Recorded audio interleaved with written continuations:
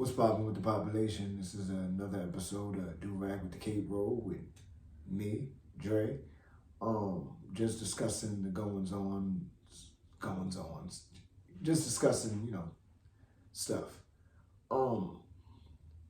It's pretty wild that we are at a time now that feels something similar to what happened when a lot of people saw the tape of when George Floyd lost his life to Derek Chauvin, or whatever his name was, when he sat on his neck for those 9 minutes and whatnot, and how everybody was up in arms and freaking out, and there was protests, there was riots, there was possible reform, there was businesses trying to get on the right side of history.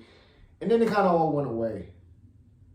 And I feel like that's what's happening now with what's going on in Israel in regards to how that government is dealing with Gaza and the Palestinian people as a whole, where it's like everybody's up in arms, everybody's like freaking out, like there's like protests, there's like divestment movements, like the BDS movement and all of that stuff. But like, I pray that it doesn't just fall to the wayside. Like, this seems to be a time for a shift in the zeitgeist, and it would be great if people just stay on the necks of their elected officials, because we are clearly living in a time where a lot of things are unraveling and showing themselves to be like a bunch of bullshit.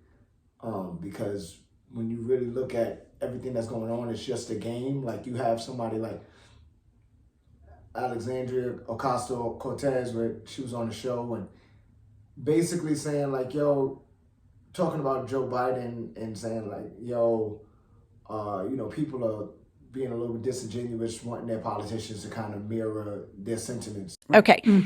Had it or hit it, Joe Biden. Hit it. Honestly, here's the thing. I think sometimes people want electoral politics to be, we overly identify with it's like, if you vote for someone, they have to be the embodiment of you. It's like, that's the point of a representative. They represent and this is not to just bag on liberals and Democrats. Like, Republicans, all of them are all the same. They're all terrible. Like, Republicans will just shoot you in the back. Republicans will just shoot you in the face. Democrats will shoot you in the back. So all these people are playing the same game. It's just very telling when you have people saying like, it doesn't make sense for the people that are voting for their elected officials to look at their elected official as somebody that should represent them. That is insane. It's a time that we're living in where you see a bunch of people trying to prove themselves for, I guess, other people. Like, I don't know, dude, like, who are they doing this for? Like, it's very weird. It seems like a strange pissing contest. Like, I know as a black male, as a cis hetero male, as the lingo is nowadays, but just to make everything clear, like, I remember being like a little boy and like laughing amongst my other friends and like talking about girls that you've been with, or like trying to, for lack of a better term, discuss body counts, like, who you been with, like, shorty doing this, that. But it's like, that's mad weird. Why are you trying to show off for other dudes? Like, I feel like that's what a lot of this is about. Like, dudes are just showing off for other dudes. Like, those conferences, like those, like the G6s and all of these things where they're having the BRICS, all of these talks where they're having these, it's just dudes showing off for other dudes. Like, look how much land I've stolen from the natives, or look how much resources I've been able to disproportionately remove from one community and put into another, and boast of my coffers. Like, look how much war I'm starting. Like, but for other dudes though, like, these are men that are going crazy for other men. Like, that's mad and what is wrong? What is wrong with y'all? Like, I'm trying to understand, like, the point of all of this, like, feverish,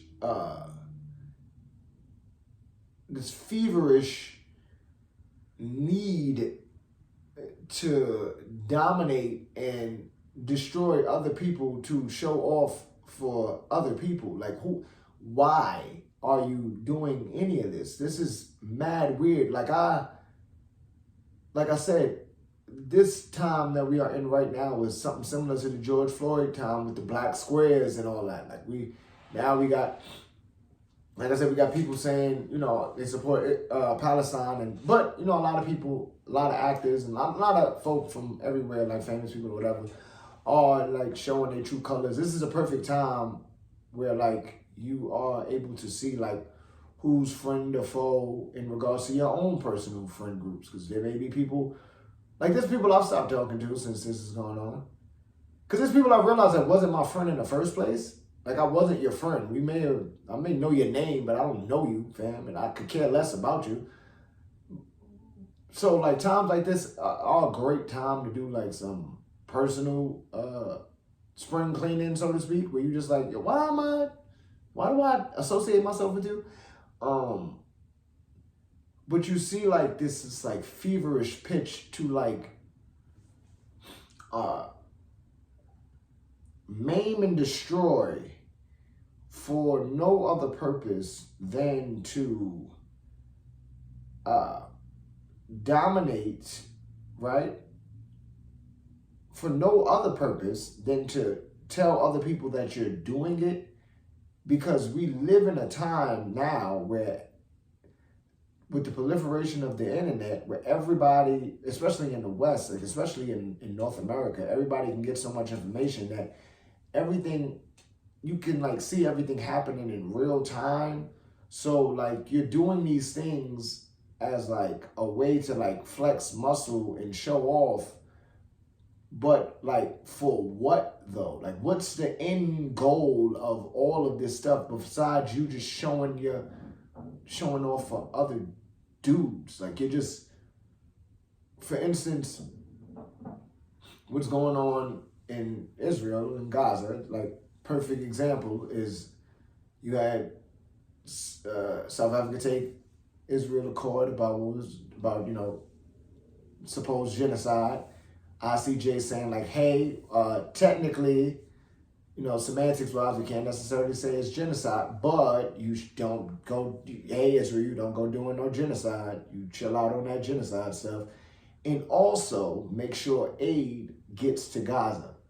Israel's like, nah. So immediately after that, you have Israel saying that UNRA, UN organization, if I'm not mistaken, but it's a coalition or whatever have you. Organization has been around, I think, since 1948. So it's been around since the Nakba. Since the Nakba is also the same day of Israel independence, because Israel independence coincides with the Nakba, because that was the day that Zionists and British, whatever, but the Zionists pulled up and kicked out over 700,000 Palestinian people, killed some folk too, took land, put in legal settlements, and yada, yada, yada. Did a bunch of terrible stuff. Nakba means catastrophe or tragedy, whatever, in Arabic. So UNRWA was made to help all the displaced Palestinians, like from that day till now, with food, housing, education, like a bunch of things that, people who are basically refugees in their own homes, it helped them out, helped them with what they need. So right after the ICJ said, hey, give these people aid, make sure they're getting aid, and also don't go committing the genocide. You stop it. We're still trying to figure out if you're doing it, but you don't go you quit doing it. They immediately said, yeah, so like 12 of the people from UNRWA is doing that. 12 of the people from UNRWA were a part of the attacks on October 7th. And then without even like a proper investigation, a bunch of countries, including the US, pulled funding for UNRWA, which in turn takes away what? Aid for Palestinian people. And they like, yeah, now we still got to figure it out. They was like, yeah, now 12 people from UNRWA, we have intelligence that they may have been a part of October 7th. Who knows what they were? If they were, that's terrible. If not, I mean, it just seemed very convenient. But then it went from 12 to now they say 10% of UNRWA has something to do with it. And it's like, that's pretty funny. And then what's also hilarious, after they said that, they're like, wow, that seems really convenient. That, you know, a lot of countries that didn't pull out of helping out, you know, people that are living under siege, they were like, that seems really convenient that all of a sudden it went from 12 to 10% of the UNRWA employees helping out on October 7th. It like, they found out that the person that gave the intel on UNRWA was a former IDF soldier.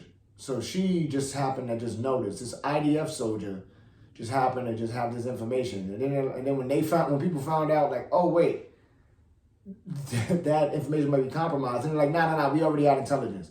It's like, fam, you're just lying, like, allegedly. But come on, you're just lying.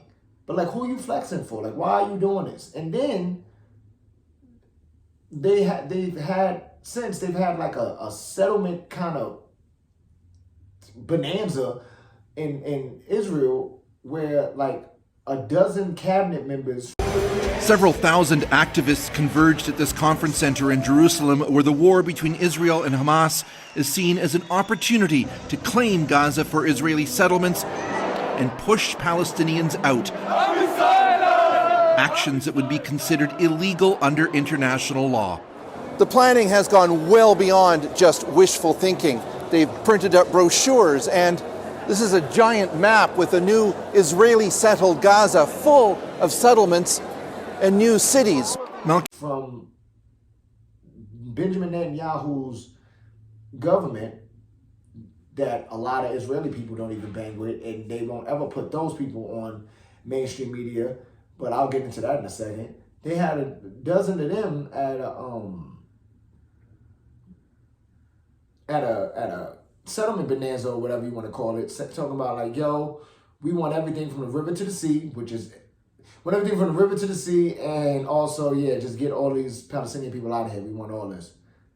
What's wild about that is like the hatred that the Israeli people have for Palestinians is like ingrained from childhood. Been conditioned to, and it starts in their education system. Here are 3 examples of how Israel teaches the dehumanization of Palestinians. According to this Israeli professor's research, Israeli textbooks show Palestinians, or Arabs as they're called, as caricatures of primitive farmers, hordes of refugees, or they're masked and painted as terrorists. You cannot find one photograph of a human being who is a Palestinian. And it might explain how you end up with videos like this. We need to kill Arabs. They teach them that in school.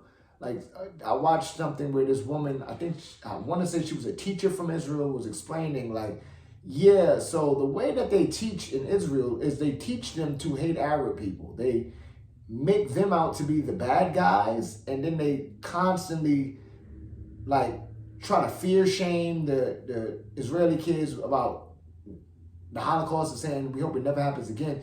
What's wild about the Holocaust is that Palestinian people had absolutely, I mean, you don't even need to Google this. Palestinian people had absolutely nothing to do with the Holocaust. The people that look like the Israeli people had more to do with the Holocaust than Palestinian people. German people did the Holocaust. Adolf Hitler was not Palestinian. Like, what's even wilder about that is like, the land that they took had absolutely nothing to do with the Holocaust. So that makes me think like when I forgot his first name, but when the Herzl dude had coined the term Zionism and came up with the idea of, you know, there needing to be a Jewish state because of all of the persecution that Jewish people have gone through from the Holocaust and stuff in the biblical times with like the Romans and all that. Like, there had to have been some Zionists that were like, yeah, fam, word, yeah, like, yo, we need a place to live, like, we need to not be persecuted, like, never again, because 2 to 6 million of us were killed, like, that's crazy. Like, yeah, man, we need that. Word, so where we going? And then when somebody was like, Palestine, they're like, wait, hold on. Well, we from Germany. Like, Why don't we just stay here? Like, you're screaming right outside of my old house. Like, where the Germans stole my house is right there. You're screaming outside of that. Why don't we stay here? You're like, nah, Palestine. And you're like, but that's mad far. Like, we live in Germany. Why are we going to Palestine? There had to have been some Zionists that were super confused, because that makes no sense. The arguments for Zionism the arguments for a Jewish state, the arguments for Jewish people not being persecuted makes sense. But the argument that it should be in Palestine makes absolutely no sense. The British just used it because they were like, yo, we don't like you guys. We also hate the Arabs, so we figured kill two birds with one stone. We trying to get out the Ottoman Empire anyway, so we just move you guys in. And we don't really care what y'all do here. As long as y'all hold it down and make sure none of the Arabs wild out, we keep giving you guns and give you some money here and there. And we just work out, we just, keep our deal going indefinitely. But like, the whole creation of the Jewish state is pretty wild when you consider the fact that the German people, the German Nazis who slaughtered and killed so many Jewish people, as well as Africans, as well as gay Germans, as well as just pretty much anybody, any and everybody, but a lot of Jews, a lot of Africans, a lot of gay folks, a lot of everybody. But you figure was there nobody in the Zionist movement earlier why don't we just live in Germany? Because after World War II, there was so much land and homes and everything stolen from the Jewish people that lived there because of what was going on. They was forced into ghettos because of what the Germans were doing. During the Holocaust, they forced people into ghettos. You can look up the Warsaw ghetto riots. If I'm not mistaken, it was Warsaw. But they forced them into all of these places and treated them.